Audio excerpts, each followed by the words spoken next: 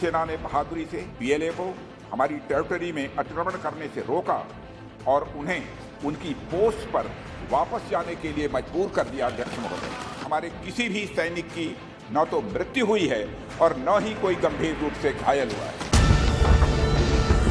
अरे उसका इसका क्या संबंध है? तुम अगर हमारी गलती है तो फांसी पे लगा, लेकिन इससे क्यों जोड़ रहे हैं? देश की सुरक्षा है। But there is a need for a wider and a deeper discussion on why China is doing that. Congress सरकार ने चीन की धमकी के बाद हमारे रोड और वाइटल बॉर्डर इंफ्रास्ट्रक्चर्स का निर्माण डैम चौक में रोक दिया।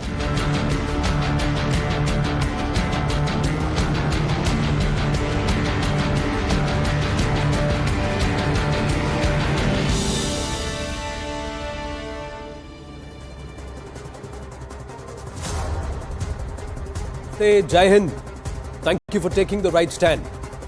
This word Jai Hind, ladies and gentlemen, means a lot. You ask any man, any person, any woman, anybody in uniform what Jai Hind means. Ask any soldier what Jai Hind means. And then they will tell you the story of our history, how blood was spilled to save it and protect it. The beauty of Bharat, ladies and gentlemen, is that our forces adhere to the Constitution. They don't run amok and control the Constitution and its various pillars like over in neighboring Pakistan and some of the other places in this region itself. The fact is, the forces can never be faulted. The forces were 31 kilometers from Lahore, but they were pulled back.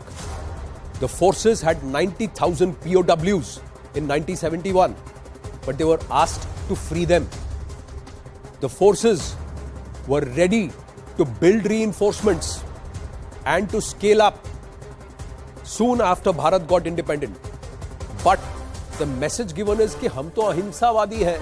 Who's going to attack us? Despite the fact that the political person who was heading that arm had written a letter back in 1950, October of 1950, if I remember correctly, ladies and gentlemen, and I'm talking about Sardar Vallabhbhai Patel. And he wrote it to the Prime Minister Pandit Jawaharlal Nehru. And the message was very clear. This letter was perhaps one of his last communiques before Sardar Vallabhbhai Patel passed away.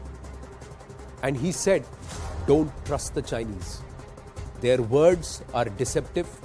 Their attitude is abhadrapurn. This was Sardar Patel's warning that your biggest enemy is China. Because Sardar Patel had said, take the Tibet and the five-finger warning seriously. Nehru had always brushed it aside, saying that they took Tibet is unfortunate, but they are not going to come down the Himalayas. Why will they come? This was his thought perception. Ironical, ladies and gentlemen, we always turn around and say, why dig up the past? The problem is, ladies and gentlemen, when we bury it, when we don't remember our history, when we are made to forget our history, when we are made to say, why rake up the past? Because had we learnt our lessons in 1949, when Mao Zedong talked about one China, when the Communist Party laid down under his vision a 100-year plan which included Tibet and of course the Five Fingers, that included Ladakh, Arunachal Pradesh, Nepal, Bhutan, we would have woken up with great alarm. Ladies and gentlemen, before we get into the political fight, we've got big news coming through. The news coming through right now. It's a CNN News 18 mega exclusive that India will not leave from its territory. We have claim on all parts. We are patrolling. Top government sources are saying our claim will remain as is on every inch. We are patrolling. We will not move back and will fight. Arunachal matter is over for now, but we can't rule out escalation again. We will resolve these issues diplomatically We will talk militarily and diplomatically both. Our soldiers fought well and perfect reply was given. We maintain that their claims are wrong and we will continue to patrol our areas.